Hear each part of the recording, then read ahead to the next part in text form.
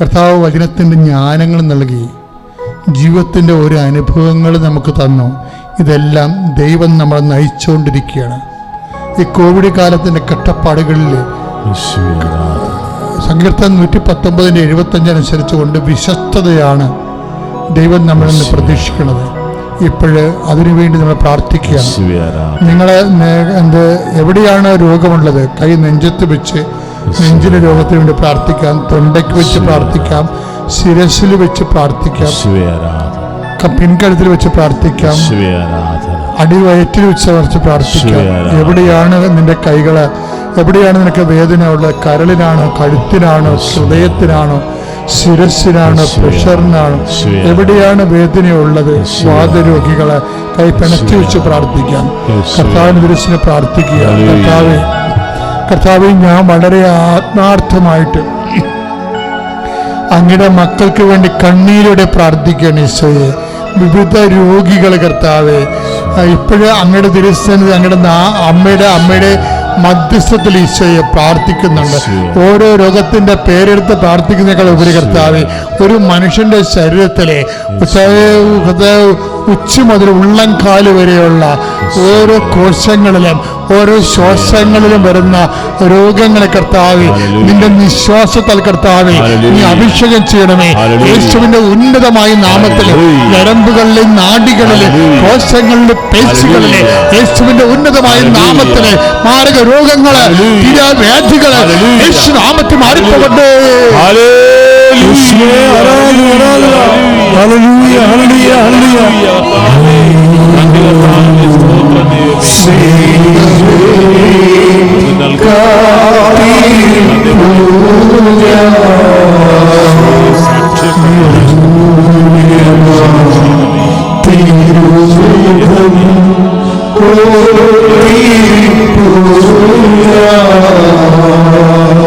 മക്കളെ, ജോലിയില്ലാത്തവരെ, വീടില്ലാത്തവര്, വിവാഹം ഒത്തുവരാത്തവര്, മക്കളില്ലാത്തവര്, മക്കൾ ദുർനടപ്പിൽ പോയവര്, ഇങ്ങനെ വ്യത്യസ്തമായ അവസ്ഥകളിൽ ജീവിക്കുന്നവരുണ്ട്. അവരെല്ലാം കർത്താവ് സാമ്പത്തിക ബാധ്യതപ്പെട്ടിരിക്കുന്നവര്, ചെറിയ വരുമാനം കൊണ്ട് കർത്താവ് കുടുംബം ജീവിക്കാൻ പറ്റാതെ ഇരിക്കുന്നവര്, കർത്താവ് ഓരോ സ്ഥലത്ത് കർത്താവ് നടന്നെറികട്ട് വണ്ടി കയറാത്തവര്, നടന്നു പോകാത്തവര്, ആരും വിൽക്കാത്തവര്, പുരയിടങ്ങള്, ആരും വാങ്ങാത്ത പുരയിടങ്ങള്, ഇങ്ങനെയുള്ള ഓരോ സംഭവം ഏടാകുടങ്ങളിലും കാട്ടിലും മേട്ടിലും കർത്താവ് അകപ്പെട്ട് ജീവിക്കുന്നവരെ, കർത്താവ് പെൺമക്കൾ മാത്രമുള്ള കാരണം അവരെ വിട്ടും വെച്ച് ഇവിടുന്ന് പോകാൻ പറ്റാത്ത അവസ്ഥകളിലുള്ളവർ, ഇങ്ങനെ ഓരോരോ ദുഃഖങ്ങൾ, ദുരിതങ്ങൾ കർത്താവ് മക്കൾ അനുഭവിക്കണം. ഈശോയെ, ഓരോരോ രാജ്യത്ത് പഠിക്കുന്നവര്, പഠിച്ചിട്ട് മനസ്സിലാകാത്തവര്, പരീക്ഷയിൽ തോക്കുന്നവര്, പരീക്ഷ കർത്താവ് ജയിക്കാൻ വേണ്ടി പ്രാർത്ഥിക്കുന്നവര്, അവരെ എല്ലാവരും ശ്രമിച്ച് പ്രാർത്ഥിക്കുന്ന ഈശോയെ, കർത്താവ് ശരീരത്തിൽ കർത്താവ് മുഴയുള്ളവര്, സിസ്റ്റുള്ളവര്, ഗർഭപാത്രത്തിൽ സിസ്റ്റുള്ളവര് കർത്താവ്, ആർഎസ്എസ് ഉള്ളവര്, അൾസർ രോഗികൾ കർത്താവ്, പ്രഷർ രോഗികൾ, ഷുഗർ രോഗികൾ കർത്താവ്, വലിയ രോഗികൾ, ആസ്മ രോഗികൾ കർത്താവ്, നടുവിന് വേദന ഒരു കിഡ്നി രോഗികൾ കർത്താവ്, സ്പോണ്ടിലോസ് അസുഖമുള്ള കർത്താവ്, തൈറോയ്ഡ് രോഗികൾ, ടോൺസിൽ രോഗികൾ കർത്താവ്, തലച്ചോറ് കർത്താവ്, മരയിപ്പുള്ളവര്, ബ്ലോക്കായവർ, സ്ട്രോക്കായവർ കർത്താവ്, സമർപ്പിച്ച് പ്രാർത്ഥിക്കുന്ന ഹൃദയത്തിൽ കർത്താവ് ബ്ലോക്കുള്ളവര്, തലച്ചോറിന് സ്ട്രോക്കുള്ളവര് സമർപ്പിച്ച് പ്രാർത്ഥിക്കുന്നു. എന്റെ കർത്താവിന്റെ ഉന്നതമായ നാമത്തിൽ, എന്റെ കർത്താവിന്റെ ഉന്നതമായ നാമത്തില്, സഭയുടെ അധികാരത്തിൽ, കുരിശിന്റെ അടയാളത്തിൽ, ദൈവശക്തിയാൽ മാരക രോഗങ്ങള്, തീരാവേദികള്, മാരക രോഗങ്ങള് യേശുനാമത്തിൽ, എന്റെ മാതാവിന്റെ മധ്യസ്ഥതയില് യേശുനാമത്തിൽ മാറിപ്പോകട്ടെ.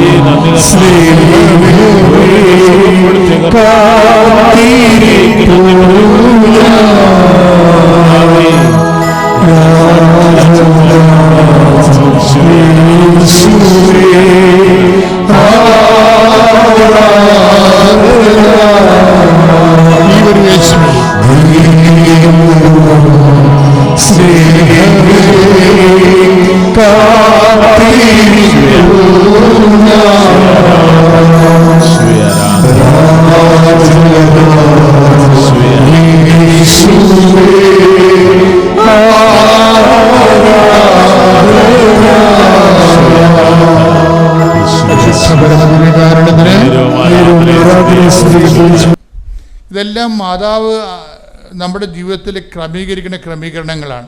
ഒരു വഴക്കൊഴിവാക്കി ഒരു ദൈവം ഒരു വിഷയം കൈകാര്യം ചെയ്യുമ്പോൾ സൈഡ് എഫക്ട്സ് കുറവായിരിക്കും. ഇപ്പോൾ ആൾക്കാർ ഇംഗ്ലീഷ് മരുന്ന് അധികം കഴിക്കുന്നതിന് ചിലർ കഴിപ്പിക്കാത്തത്. ഡോക്ടർമാരാണെങ്കിൽ നഴ്സുമാരും ഒരിക്കലും, ഇപ്പോൾ പണ്ട് ഇവിടെ ഒരു നേഴ്സ് 2 കുഞ്ഞുങ്ങളെ കൊണ്ട് വരുമായിരുന്നു. അവർ കുഞ്ഞുങ്ങളുടെ കാര്യമൊക്കെ രോഗവും ക്ഷീണമൊക്കെ എന്നോട് പറയും. അവരൊക്കെ കുവൈറ്റിലെ നേഴ്സാണ്. എപ്പോഴും പറയും ഞാനിവന് ഈ ആൻറ്റിബയോട്ടിക്സ് കൊടുക്കണു, അതിന് എത്ര കൊടുത്ത് കൊച്ചിൻ്റെ അവസ്ഥ ഇങ്ങനെ. അപ്പം ഞാനോടത്ത് ഈ ആൻറ്റിബയോട്ടിക്സ് എന്ന് പറയുമ്പോൾ രണ്ട് വലിയ പിശാചാര സാധനമാണെന്നാണ്. അവർക്ക് ആൻറ്റിബയോട്ടിക്സിൻ്റെ സൈഡ് എഫക്ട്സിനെ കുറിച്ച് നല്ലവണ്ണം അറിയാം. അത് കാരണം ഒരു ഗുളിക കൊടുക്കാൻ പോലും അവർ തയ്യാറല്ല.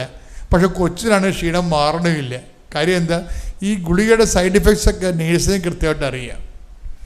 അത് കൊടുക്കാനൊക്കെ മനസ്സില്ല, പക്ഷെ കൊച്ച് നന്നാകണമില്ല. ഒരു 10-20 വർഷം മുമ്പുള്ളതാണ്. ഇന്നാൾ ആ കൊച്ച് വന്നായിരുന്നു ഇവിടെ, മിട്ടിക്കനായിട്ട് ഒരു ജോലിയൊക്കെ കിട്ടി അവൻ വന്നായിരുന്നു ഇവിടെ. പണ്ട് അമ്മയുടെ അരയിരുന്ന് വന്ന കക്ഷിയാണ്. അപ്പോൾ എന്നാലും അതുപോലെ തന്നെയാണ് ഈ സൈഡ് ഇഫക്ട്സ്. ദൈവം ഒരു വിഷയത്തിൽ ഇടപെടുമ്പോൾ സൈഡ് എഫക്ട്സ് ഉണ്ടാകത്തില്ല. മറ്റുള്ളവരുടെ ഉടക്കുകയോ വൈരാഗ്യങ്ങളുണ്ടാകുകയോ.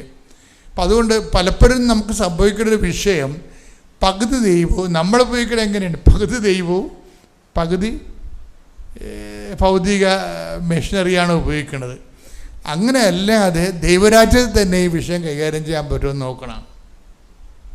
ദൈവരാജ്യത്തിൽ തന്നെ, ഇപ്പോൾ ദൈവരാജ്യം തന്നെ കൈകാര്യം ചെയ്യണമെങ്കിൽ നമ്മളെല്ലാത്തിനേക്കാളും, അതായത് ഉടമ്പടി കൊണ്ട് ഉദ്ദേശിക്കുന്ന ഒരു കാര്യം അത് തന്നെയാണ്. കാര്യം ഉടമ്പടിയിൽ ആദ്യം പറഞ്ഞത് എന്താണ്, അവൻ പറഞ്ഞ പോലെ ചെയ്യുക. എന്താ പറഞ്ഞിരിക്കുന്നത്, ദൈവരാജ്യം സമീപിച്ചിരിക്കുന്നു. അപ്പോൾ ദൈവരാജ്യ പൈതലെന്ന് പറയുമ്പോൾ എല്ലാ വിഷയങ്ങൾക്കും തന്നെ ദൈവരാജ്യം ഉപയോഗിക്കും. ഈ പുതുമനയുടെ സാക്ഷ്യത്തിൽ വേറെ ഒരു സാക്ഷ്യമുണ്ട്. വേറെ സാക്ഷ്യം എന്ന് പറഞ്ഞാൽ ഇത് മഹദിന് കുർബാന സ്വീകരിക്കാൻ പറ്റണില്ല. എന്ന് വെച്ച് കഴിഞ്ഞാൽ ഇദ്ദേഹത്തിന് ആരും സാമ്പത്തികമായി ചതിച്ചു.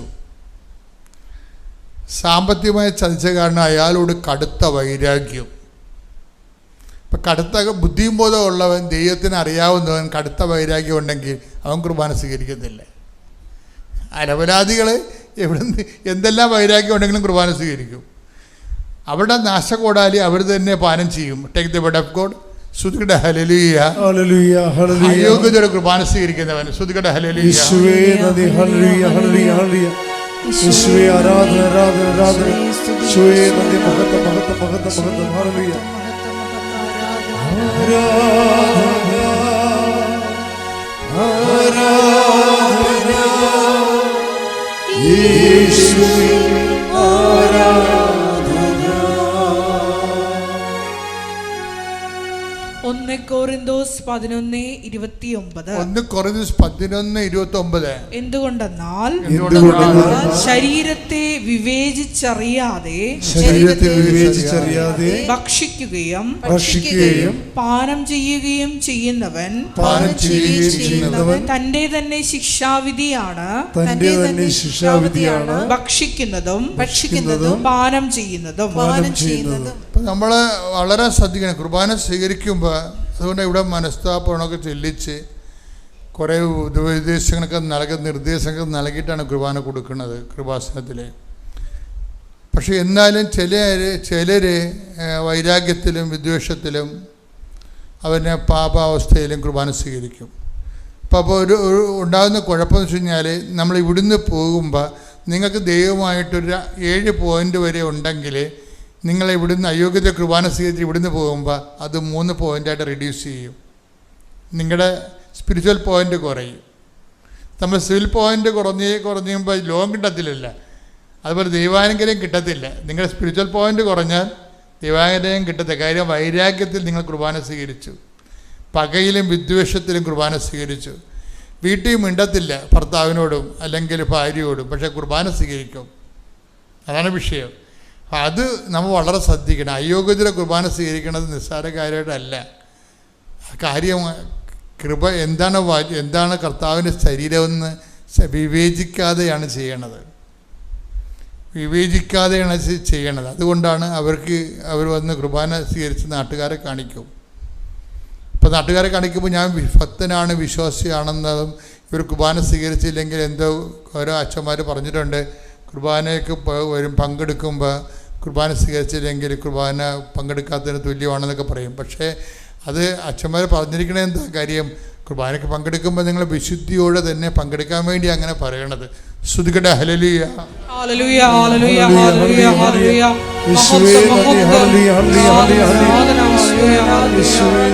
വിശുദ്ധിയോടെ യോഗ്യതയോടുകൂടി നിന്നെ സ്വീകരിക്കുവാൻ ഞങ്ങൾക്ക് അഭിഷേകം നൽകണമേ. ഹല്ലേലൂയ ഹല്ലേലൂയ നിന്നെ അറിഞ്ഞ് ആരാധിച്ച് സ്നേഹിക്കുവാൻ ആരാധനയിലൂടെ ഞങ്ങൾക്ക് അഭിഷേകം നൽകണമേ. ഹല്ലേലൂയ ഹല്ലേലൂയ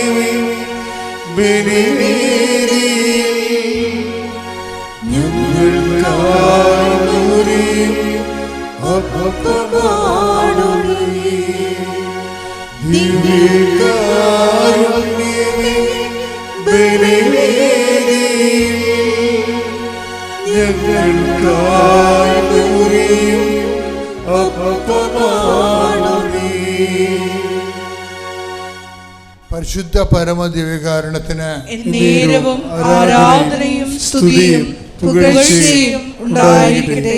അപ്പൊ ഇത് എന്ത് പ്രശ്നം വെച്ച് കഴിഞ്ഞാല് ഇപ്പോഴും ഇതുപോലൊരു വ്യക്തിയോട് അയാളെ പറ്റിച്ചാണ് കാശും പോയി ഇങ്ങനെയുള്ളവരോട് നമുക്ക് ക്ഷമിക്കാൻ പറ്റത്തില്ല. കാര്യം ഓരോരുത്തരും അത് അനുഭവിച്ച് കഴിയുമ്പോൾ അറിയാൻ പറ്റത്തുള്ളൂ. അപ്പം അച്ഛൻ പറയണത് റോങ് ആണെന്ന് നിങ്ങൾക്ക് ചിലപ്പോൾ സമയത്ത് തോന്നും. ഞാൻ പറഞ്ഞ റോങ് തന്നെയാണ്. ജഡിക മനുഷ്യന് റോങ്ങായിട്ട് തോന്നും. എന്ന് വെച്ച് കഴിഞ്ഞാൽ നമ്മളെ പറ്റിച്ചു, വഞ്ചിച്ചു. നാം വിശ്വസിച്ചിരുന്ന ആളാണ്. നഖവുമാസം വിശ്വസിച്ചിരുന്ന ആളെ ഒരു സുപ്രഭാതത്തിൽ നമ്മൾ വഞ്ചിച്ചു കഴിഞ്ഞാൽ നമുക്ക് വൈരാഗ്യം, വിദ്വേഷം തോന്നും. പക്ഷെ ആ വിദ്വേഷം വെച്ചുകൊണ്ട് കുർബാന സ്വീകരിക്കാൻ പറ്റാത്തത് കൊണ്ട്, അതിനേക്കാൾ വലുതാണ് ക്രിസ്തു എന്നുള്ളത് കൊണ്ട് നമ്മുടെ മുമ്പിലൊന്നുമില്ല. ഏകപക്ഷികമായി ക്ഷമിക്കാനേ പറ്റത്തുള്ളൂ. അപ്പോൾ നമ്മൾക്ക് എന്ത് പറ്റും? കാശും പോയി നമ്മൾ തോക്കുകയും ചെയ്യും. മനസ്സിലായില്ലേ? ഈ നമ്മൾ പറ്റിക്കുകയും വഞ്ചിക്കുകയും ചെയ്യുന്ന ആളിനോട് നമ്മൾ ക്ഷമിച്ചാൽ എന്തു ചെയ്യും? നമ്മുടെ കാശും പോകും, നമ്മൾ ഈ മനുഷ്യനോട് തോക്കുകയും ചെയ്യും. അപ്പം നമ്മുടെ മനുഷ്യത്വം അത് അനുവദിക്കത്തില്ല. മനസ്സിലായ? അപ്പം അതുകൊണ്ട് നിങ്ങൾ മനസ്സ് വിചാരിക്കും ദൈവം അവനായിട്ടൊരു പണി കൊടുക്കുമെന്ന് വിചാരിക്കും. അപ്പം ക്രിസ്ത്യാനിക്ക് അങ്ങനെ പോലും പറയാനുള്ള ചാൻസ് ഇല്ല. അതാണ് ഒരു പ്രശ്നം. ഞാൻ ക്ഷമിച്ചു, പക്ഷേ നിനക്ക് പണി വരുന്നുണ്ട് അവർ അച്ഛന്ന് പറയത്തില്ലേ? അങ്ങനെ പോലും പറയാൻ ചാൻസ് ഇല്ല. കാര്യം അതുകൊണ്ടാണ് ആ ചാൻസ് കൂടി കുരിശ് വെച്ച് റെക്ട് ഓഫ് ചെയ്തായിരുന്നു.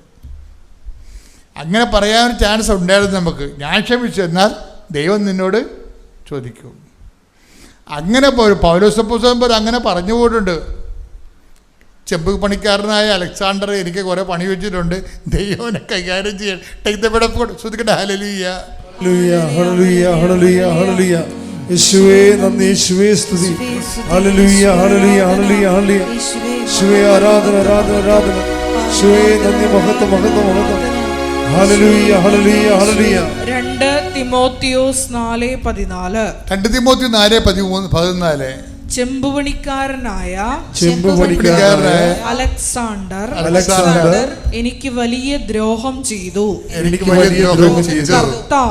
കർത്താവ് അവന്റെ പ്രവൃത്തികൾക്ക് പ്രതിഫലം നൽകും. സത്യം പറഞ്ഞാൽ അങ്ങനെ പോലും പറയാൻ വകുപ്പില്ല. കർത്താവ് ഞാൻ ക്ഷമിച്ചു, കർത്താവ് അവനെ കൈകാര്യം ചെയ്യട്ടെ എന്ന് പറയാൻ പോലും വകുപ്പില്ല. എന്താ പറയണത്? കർത്താവ് കൂടി അവനോട് ക്ഷമിക്കട്ടെ എന്നാണ് പറയേണ്ടത്. കർത്താവ് കൂടി അവനോട് ക്ഷമിക്കട്ടെ. എന്താ കാര്യം? ഇവിടെ ഇങ്ങനെയാണ് സംഭവിച്ചിരിക്കുന്നത്. ലോങ്കിനോസിൻ്റെ ലോങ്കിനോസ് എന്ന് പറഞ്ഞ് എടുത്തിട്ടുണ്ടല്ലോ, ആ ഒറ്റക്കണ്ണൻ. അപ്പോൾ ചത്ത് കിടന്നിട്ടും കർത്താവിൻ്റെ ചങ്കയിൽ കുത്തിയവൻ അവന് ഒറ്റക്കണ്ണേ ഉള്ളു. ആ ഒരു കണ്ണ് വെച്ചുകൊണ്ട് അവൻ കർത്താവിൻ്റെ ചങ്കയെ കുത്തി. അപ്പോൾ എന്ത് പറ്റി? അതിൽ നിന്ന് രക്തവും വെള്ളവും ഒഴുകിയെന്ന്. രക്തവും വെള്ളവും ഒഴുകി. പാരമ്പര്യം പറഞ്ഞത് എന്താണ്? കർത്താവ് അവനെ സുഖപ്പെടുത്തി എന്നാണ് പറയണത്. സുഖപ്പെടുത്തിയതാണ്. ദ്രോഹിക്കുന്നവരെ ആശീർവദിക്കുക മാത്രമേ ചെയ്യാവെന്നും ഈ പൗലോസ് തന്നെയാണ് പറഞ്ഞിരിക്കുന്നത്. ശ്രുതികട ഹല്ലേലൂയ. ഹല്ലേലൂയ ഹല്ലേലൂയ ഹല്ലേലൂയ ഹല്ലേലൂയ. യേശുവേ നന്ദി, യേശുവേ സ്തുതി. ഹല്ലേലൂയ.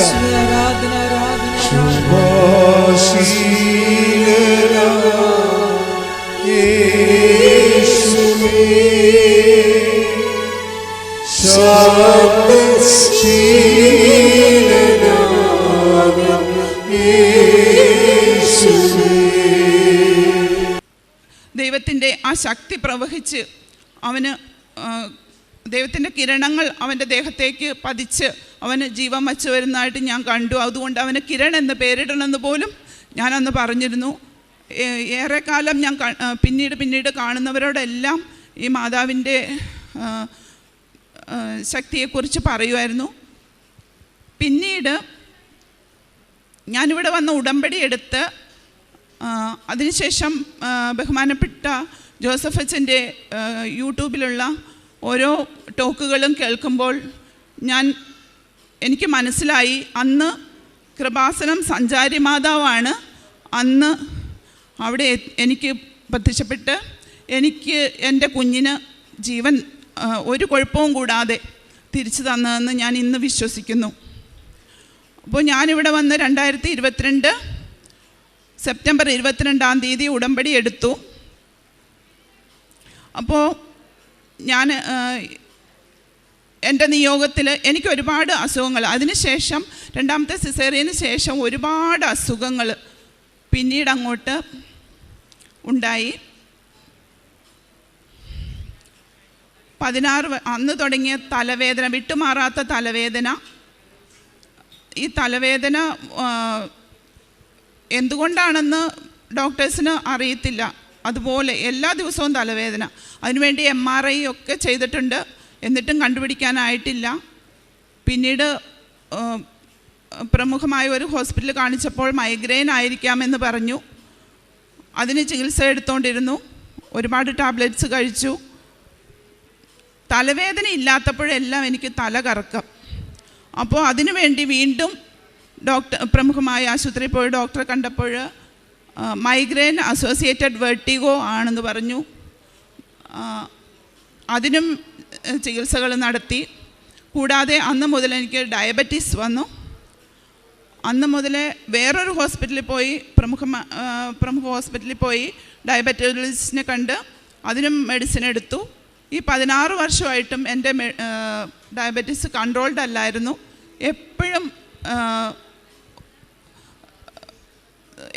എപ്പോഴും നമുക്ക് ഡയബറ്റീസിൻ്റെ എല്ലാ പ്രശ്നങ്ങളും അനുഭവപ്പെട്ടിരുന്നു, കൺട്രോൾഡ് ആവാത്തത് കൊണ്ട്. കൂടാതെ എൻ്റെ അന്ന് മുതൽ എൻ്റെ കൈകളിലും കാലുകളിലും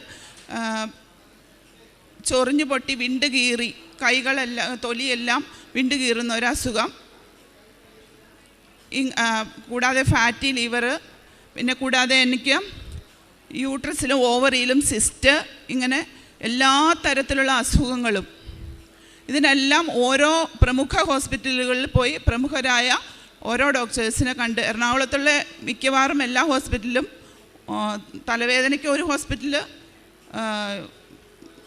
സിസ്റ്റിന് വേറെ ഹോസ്പിറ്റൽ, അങ്ങനെ എല്ലാ തരത്തിനും, ഡയബറ്റീസിന് വേറെ ഹോസ്പിറ്റൽ, അങ്ങനെ എല്ലാ പ്രമുഖരായ ഡോക്ടേഴ്സിൻ്റെയും ചികിത്സ നടത്തിക്കൊണ്ടിരുന്നു. 2017 സിസ്റ്റ് യൂട്രസ് റിമൂവ് ചെയ്യാനായിട്ട് ഡോക്ടേഴ്സ് നിർദ്ദേശിച്ച പ്രകാരം യൂട്രസും ഓവറിയും റിമൂവ് ചെയ്തു. അപ്പോഴും ആ പ്രശ്നങ്ങളെല്ലാം തീരുമെന്ന് വിചാരിച്ചു. അപ്പം ആ ഓപ്പറേഷന് ശേഷം എൻ്റെ ഈ ലെഫ്റ്റ് കഴുത്തിൻ്റെ ഭാഗത്തായിട്ട് എപ്പോഴും വേദന. അപ്പോൾ അത് പല ഡോക്ടേഴ്സിനെ കൊണ്ട് കാണിച്ചപ്പോൾ പറഞ്ഞു സ്പോണ്ടിലൈറ്റിസ് ആണെന്ന് പറഞ്ഞ് ആയുർവേദം, അലോപ്പതി, ഹോമിയോ, അങ്ങനെയുള്ള എല്ലാ തരത്തിലുള്ള ചികിത്സകളും തിരുമലും എല്ലാം നടത്തിയിട്ടും അതിനും ഒരു കുറവും ഉണ്ടായില്ല. 2022 ഞാൻ ഇവിടെ വന്ന് ഉടമ്പടി എടുത്തതിന് ശേഷം, ഉടമ്പടിയിൽ ഈ കാര്യമൊന്നും ഞാൻ വച്ചിരുന്നില്ല. എൻ്റെ ഈ ഇത്രയും അസുഖങ്ങളുണ്ടെങ്കിൽ പോലും ഞാൻ ഈ അസുഖങ്ങളൊന്നും ഉടമ്പടിയിൽ വച്ചിരുന്നില്ല. കാരണം ഞാൻ ഒരുപാട് ധ്യാനങ്ങളിൽ പങ്കെടുത്തിട്ടുണ്ട്, ഒരുപാട് പള്ളികളിൽ പോയിട്ട് പ്രാർത്ഥിച്ചിട്ടുണ്ട്. അപ്പോൾ ഇതൊക്കെ എൻ്റെ കൂടപ്പിറപ്പാണെന്നുള്ള രീതിയിൽ, ഇതൊന്നും മാറാൻ പോകുന്നില്ല എന്നുള്ള രീതിയിൽ ഇതൊന്നും ഞാൻ വച്ചില്ല. ഞാൻ ഉടമ്പടിയിൽ വച്ച കാര്യങ്ങൾക്കല്ല ഇപ്പോൾ ഞാൻ സാക്ഷ്യം പറയുന്നത്. കൂടാതെ അന്ന് മുതൽ ഞങ്ങൾ 10 വർഷമായിട്ട് വേറെ വീട് വെച്ച് താമസിക്കുമായിരുന്നു. അപ്പോൾ എൻ്റെ മൂത്ത കുട്ടിയും ചെറിയ കുട്ടിയും തമ്മിൽ എന്തെങ്കിലും കാരണം പറഞ്ഞ് വൈകുന്നേരം ആകുമ്പോഴത്തേക്കും അവർ വഴക്കുണ്ടാക്കും. അപ്പം ഇതെന്താണ് ഇങ്ങനെ വഴക്കുണ്ടാക്കുന്നതെന്നോ ഒന്നും നമുക്ക് മനസ്സിലാവില്ല. അവർ വളരെ സ്നേഹത്തോടെ വർത്തമാനം പറഞ്ഞുകൊണ്ടിരിക്കുന്നവർ കുറച്ച് നേരം കഴിയുമ്പോൾ വഴക്കിട്ട് അടി കൂടുന്നതാണ് കാണുന്നത്. അങ്ങനെ കുടുംബസമാധാനം ഉണ്ടാവില്ല. എല്ലാ ദിവസവും വൈകുന്നേരം ആകുമ്പോഴത്തേക്കും ശരിക്കും പറഞ്ഞാൽ എനിക്ക് പേടിയാണ് ഇവർ വഴക്കിടുന്നതോർത്ത്. ഞാനിവിടെ വന്ന് ഉടമ്പടിയിൽ ആ കാര്യം നിയോഗത്തിൽ വെച്ചിട്ടുണ്ടായിരുന്നു. അപ്പോൾ ഇപ്പോഴവർ വളരെ സ്നേഹത്തോടെ ഒരിക്കലും അതിനുശേഷം വഴക്കിടുന്നതായിട്ടോ ഒന്നും ശ്രദ്ധയിൽപ്പെടുന്നില്ല. നമ്മൾ എപ്പോഴും അവർ സ്നേഹത്തോടെ ഇരുന്ന് സംസാരിക്കുന്നതാണ് കാണുന്നത്. അത് വലിയൊരു അനുഗ്രഹമായിട്ട് ഞാൻ കാണുന്നു. എനിക്ക് ഇത്രയും അസുഖങ്ങളൊക്കെ ഉണ്ടായിരുന്നു. അപ്പം ഉടമ്പടിയിൽ വച്ചിരുന്നില്ല എന്ന് ഞാൻ പറഞ്ഞല്ലോ. പക്ഷേ ഇവിടെ വന്ന് ഞാൻ എല്ലാ മാസവും ഇവിടെ വരാറുണ്ട്, പ്രാർത്ഥിക്കാറുണ്ട്. എപ്പോഴോ എനിക്ക് അറിഞ്ഞുകൂടെ എപ്പോഴാണ്. ഉടമ്പടി നേർച്ച വസ്തുക്കളെല്ലാം ഞാൻ പലപ്പോഴായി എപ്പോഴും തന്നെ ഉപയോഗിക്കാറുണ്ട്. ഇപ്പം ഞാൻ നോക്കുമ്പോൾ കുറേ 2-3 മാസങ്ങളായിട്ട് എനിക്ക് തലവേദനയോ തലകറക്കമോ വെർട്ടിഗോ ഇല്ല, തലവേദനയില്ല. ഈ ഷോൾഡറിലുണ്ട് 6 വർഷമായിട്ട് ഓപ്പറേഷന് ശേഷം ഉണ്ടായിരുന്ന ഈ കഴുത്ത് വേദന, സ്പോണ്ടിലൈറ്റിസ് മൂലമുള്ള വേദനകളില്ല.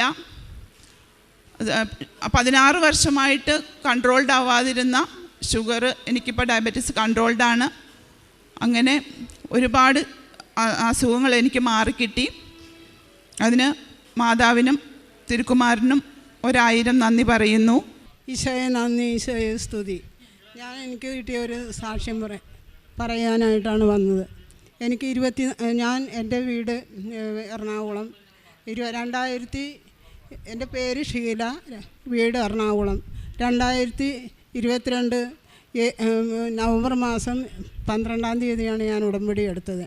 അത് കഴിഞ്ഞ് അതിനുശേഷം 3 മാസം കഴിഞ്ഞപ്പോൾ ഞാൻ വീണ്ടും പുതുക്കി. 9/3/23 പുതുക്കി. സാക്ഷ്യം ഇതാണ്.